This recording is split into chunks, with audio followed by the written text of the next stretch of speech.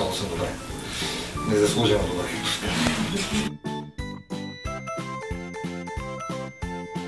Така, много деца, много приятелки, бивши жени. Падна голямо извиняване. А и аз също исках от много хора, защото човек, който се занимава с шоу-бизнес и политика, непрекъснато настъпва по мазорите някога. И съответно редно е поне един ден годината да се сетиш за тия хора. Аз нямам свободно време, така че да ходя на гмуркане. Аз съм много запален водолаз. Професионален водолаз съм, специалността ми потънали кораби, за които за щастие Черно море е много богато. И те са много запазени, защото Черно море е ниско кислородно и ниско солено. По причина ниско кислородно заради сероводорода. Има сероводород под 200 метра, може да сте учили по биология, не знам къде се учи. По тази причина не е много богато на живот, животински риби и така, флора и фауна подводна, обаче поради това, че е ниско кислородно и слабо солено, страхотно запазва антики.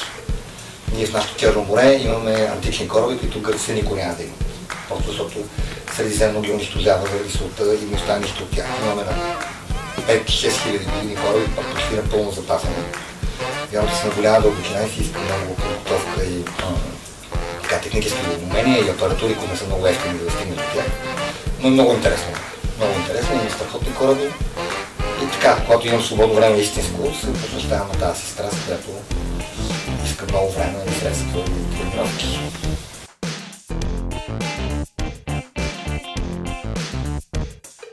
Холивуд залага доста отдавна лоши еталони за правене на кино и мисля, че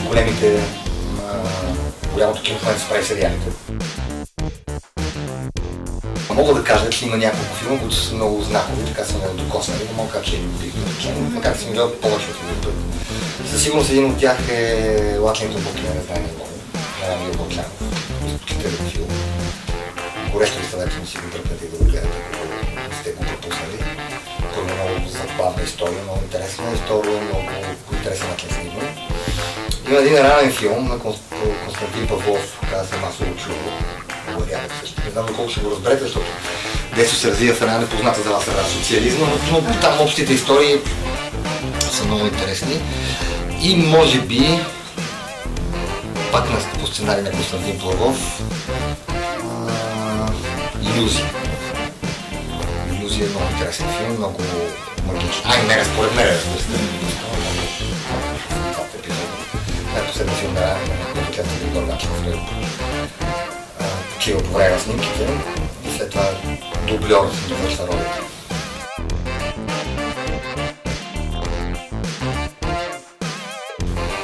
Живота ми много странно се стеше. Първо много малък съм на улицата, аз имах много либерални родители, които ме пускаха да правят каквото си искам.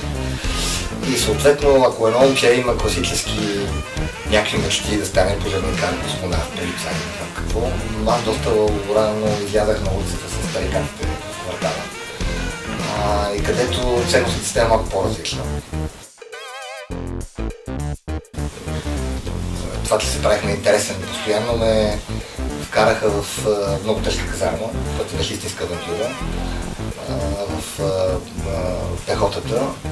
И то е една специален род пехота, 2 години и 3 месеца изкарах там. После, покрай гмуркането, се наложи много да пътувам по света. И въобще тази част от мечтата, от мечтите ми да пътувам, да видим свят, да се занимавам с екстремни занимания, се случи.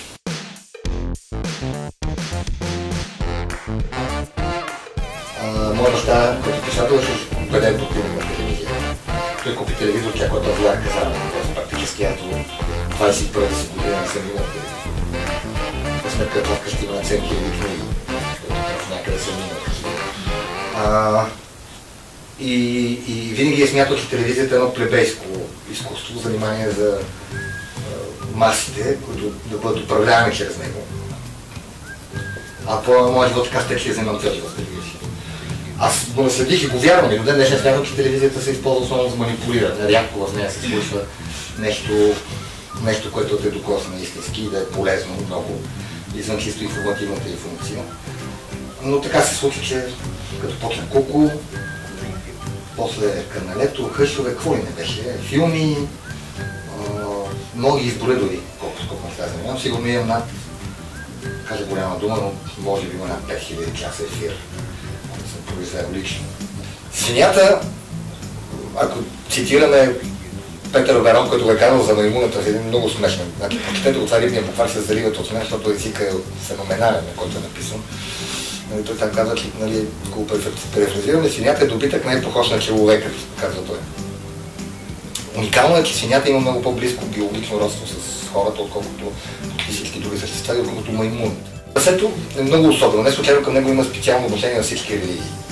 Да, аз избрах този образ на дремещата с теб свиня. Първо в тебе винаги дреме на нещо, което иска да се държи свински. В смисъл да обиди някого, да каже неща, които не са приятни или лицемерни. Когато я опредметихме тази свиня в една кукла, тя наистина е абсолютно свободна, така каквото си иска и никой не може да се обиди, защото тя не е персонализирана, не е персонаж. Тая кукла се управлява адски трудно, тя по принцип е за двама души, но ние първо искахме един човек да управлява, за да може да е по импровизациите да стават по-добре, защото там всичко е импровизация. И второ, да спестим пари, защото двама актьори трябва да плащаш на двама души. На гости са ми млада от организация на Шалом.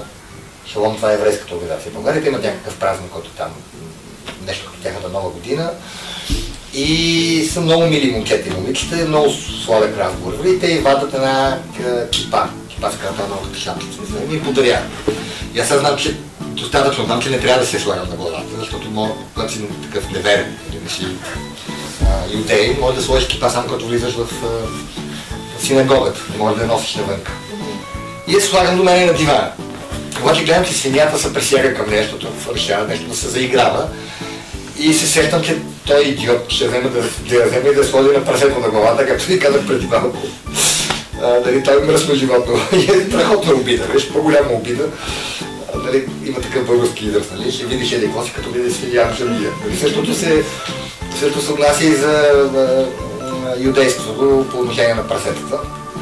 И просто с зъби и ногти му скубнаха. Той може да седи зад този диван. Той не ме вижда само на контролен монитор, не може да ме види пряко. А тук нали, е дивана и пред шапката е тук. И той не... актьора не вижда аз какво правя. Вижда само, че се опитвам да му измъкна от ръцете. Той също я дърпа. Аз не мога да кажа, защото е лайф, нали, да му кажа идиот, не го спреща. И беше страшна битка, в която аз водех разговор с гостите си и се опитвахте да ме забележат как дърпаме тази. Се опитвам да му измъкна от копицата. Така че сложно отношение към свинята, но като цяло положително. Попаднеш в кадър, почват ли да те разпознават по улицата, той е наркотик. И много хора стават жертва на него. Ако забелязвате как управлявам аз собствения си публичен образ, поне за година-две гледам да изчезвам и да няма. И сега тази година, примерно, съм отказал и талант и капки да участвам в хората, защото просто вече трябва да си отворя хладилника, за да не скоча отвътре. От всякъде се леех. И човек трябва да менажира малко публичния си образ, да го позабравят, за да им е интересен. България е много малка.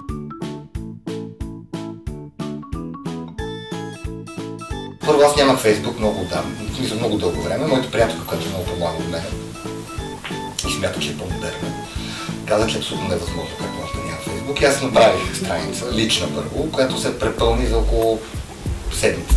Имаше вече 5000 души, не може да приема повече. И след това направих публична. Те са еднакви.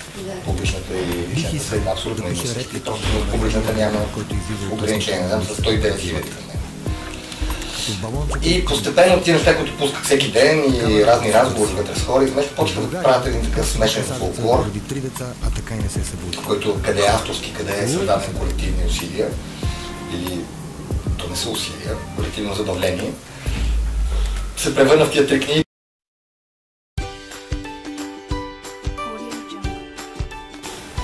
Човек трябва да си устрои живота, ще не може да го напусне в рамките на половин-един час. Тоест, един час да се вземеш до виден, с който искаш, да обадиш на адвоката си на банката и трябва някъде друга да почваш на нула.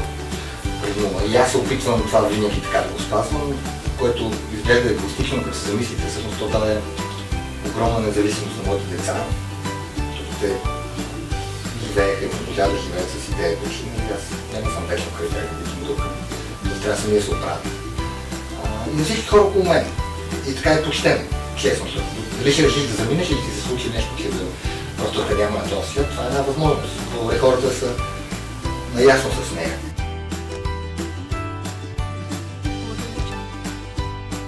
Вие какви оценки сте имали? Лоши предимно. Обаче има един разговор в Британия, който казва, аз просто не мога да разбера, като толкова по-уморително да си двойкара.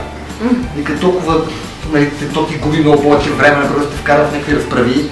И като един час на ден ти трябва, ако си достатъчно умен, 2 максимум, за да всички тия досади, които ги преподава, да ги махнеш и след това спри каквото искаш, никой не те спира, да никой искаш, не се прибира, ако искаш. Наистина бях много свободен. И аз като си дадох сметка, наистина се оказа така. Метрото ми отряза класната стая. Знаете каква е история? Намира се точно до Син-Сити. Не Син-Сити ли сега? Висшия дом на културата. Не, пълнолетни за да ходим. Мирите. Да ви ожали просто с новото пропусна. Метрото минал там Тодор Александров и просто моята класна стая остая една трета от нея. Просто отряза цялата фасада. И бяхме 6 момчета и 34 момичета. Катъхме се абсолютно незаслужено внимание и разкош от тяхна страна. Аз учих латински, например, бях специалист по писане на диагнози, учих грозно, което е основно изискване да пише на латински доктор. Но много умело подправях всякакви бележки. И си правих и доста големи гаври, примерно, още съжалявам.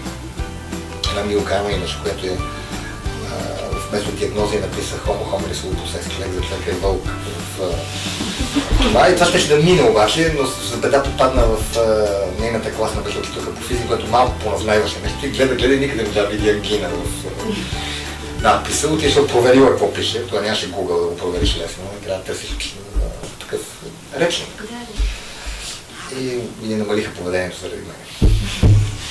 Се обръщаме към вас за бележки, значи, щом почва.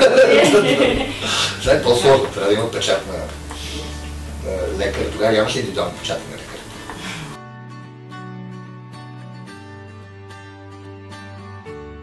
И отивам в училището, обаче спече страшен там. Аз съм някакъв супер заек и колко някакви, които ми изгледаха като великани. Някакви страшни тарикати. Това е едно от 32 училище, се намира до Син-Сити. Те го знаят. Да, и бяха вътре страшни хора там. Нали, коневица, уникална. И 3 дена жесток спеч не мога да отида до туалетната. Не знам да знаете, когато си стрес, не ти се ходи. Искаш. Въобще физиологията се нагажда по някакъв начин. И вече на 4-ти ден се издържа, виж, просто трябва да се отиде. А самата идея, че нали, мъжката беше примерно нещо странно, беше на 3-ти етаж беше мъжката, не знаем защо. Женската на 2-я, някаква така странна работа беше. И все едно, нали, мечка страх мене страх, аз там тръгвам, нали, там крия нещо по кишета да ме вият големи, да нещо ми не пукат в лапата. Так влизам в клозета и сега тук следва наистина драстична история. Върша каквото върши и изведнъж виждам едни бели плочки такива, в които на цялата плочка с фекали и някой с пръст беше направил абсолютно точна карта на България. Замислете се малко, какъв идиот е този човек, който има умението да нарисува карта на България, да гледа. И всъщност не ползва туалетна хартия, ползва пръст, нали, мазата стена. От тогава го възприемам за някаква метафора, нали, за заниманията с политика, които са общо това с лайна да очертаеш някаква карта. И спорих с преподавателя на прекъсто, примерно, помня, че по геометрия мисля, че ме изпитваха за нещо за прави. И аз казах, че има определение за право, но не съм го... Не, определение за точка. Така че няма определение за точка. Аз казах, че има определение за точка и просто съм го забравил в момента, но се сетил. Той каза, сети се, няма да те свали от дъската, докато не се сетиш. И аз казах, че точката също се права в профил. Огромен спор, защото ние не бяхме учили тригонометрия, т.е. не бяхме учили пространство. И всъщност от нивото на моите знания, предполагам и вашата в 8 клас учили се тригонометрия. Не. Тоест може да се учи се равнина сам. Тоест може да се допусне, че като обърнеш правата така, тя става точка.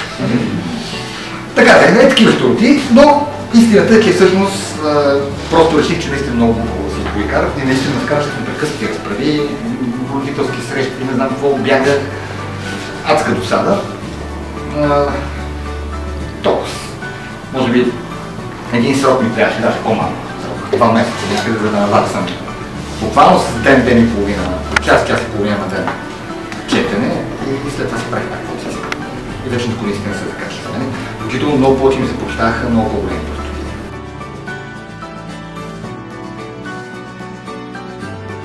Колко бутилки?